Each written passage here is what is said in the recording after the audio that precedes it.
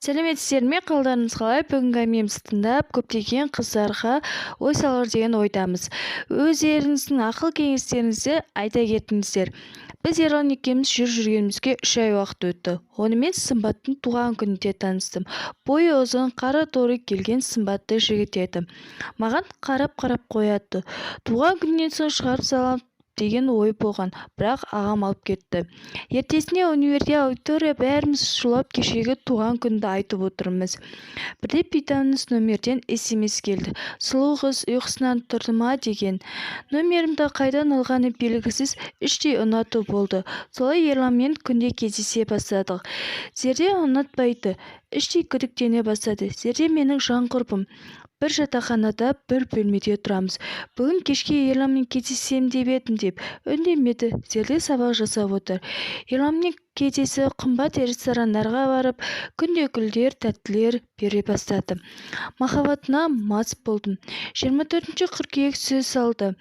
Бір апта артына жүріп, ақыры ойланып, ұсынысын қабыл алдым.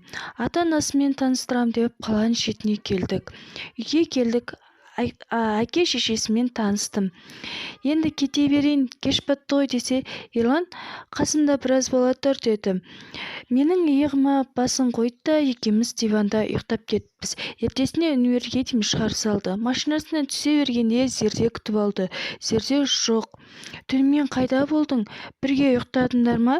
Бірдеңе бүлдірдің ба? деген күдікпен пайда болды. Жоқ, Зерде, біз тек диванда жаттық деді.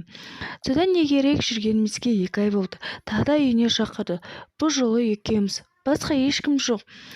Үйде Ерлан екеуміз ғана. Ерлан мені аймалай бастады. Қойшы десем де қоймайды. Кішкентай қыз емес қой, ақыры болатын нәрсе ғой деп. Қазір айқай салам дедім.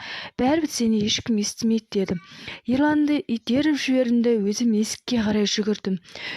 Есікті әрең ашып, көшеге қарай жүгіріп келем. Сол күні жаңбыр да құйды. Көзіме дым көрінбеді. Жүгіріп келем. Бір жағынан жылап келем. Сүйген адам осылай қалай қиянат жасайды деп. Таң атта жатақханаға жеттім. Зерде шошып кетті. Бір апта бойы сабаққа бармадым. Қазір Ерланмен сөйлеспеймін. Біз айырылысып кеттік. Менің оқимам көп қыздарға сабақ болар деген. Сезімге ерік беріп, өздеріңіз алданып қалмаңыздар.